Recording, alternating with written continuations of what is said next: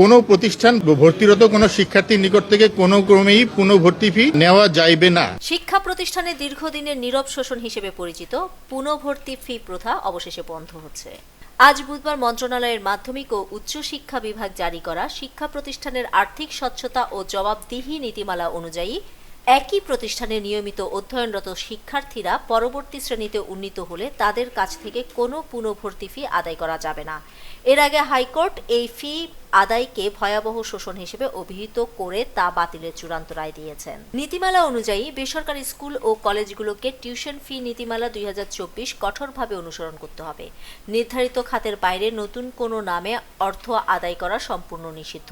প্রতিষ্ঠানের যাবতীয় আয় ব্যয় এখন থেকে তফসিলি ব্যাংকে, বিশেষ করে সরকারি মালিকানাধীন ব্যাংক বা সোনালী পেমেন্ট গেটওয়ে এসপিজি মাধ্যমে পরিচালনা করতে হবে। জরুরি প্রয়োজনে নগদ অর্থ নিলেও তা 2 কর্মদিবসের মধ্যে ব্যাংক হিসাবে জমা দিতে হবে। আর্থিক ব্যবস্থাপনায় জবাবদিহি নিশ্চিত করতে প্রতিষ্ঠানের হিসাব পরিচালনা কমিটির সভাপতি ও প্রতিষ্ঠান প্রধানের যৌথ স্বাক্ষরে পরিচালিত হবে।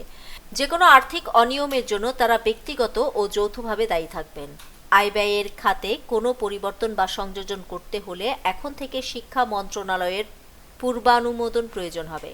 মূলত শিক্ষার্থীদের আর্থিক সুরক্ষা এবং শিক্ষা প্রতিষ্ঠানের শৃঙ্খলা আনতেই এই যুগান্তকারী পদক্ষেপ নিয়েছে সরকার। নিউজ ডেস্ক, দৈনিক পূর্বকোণ।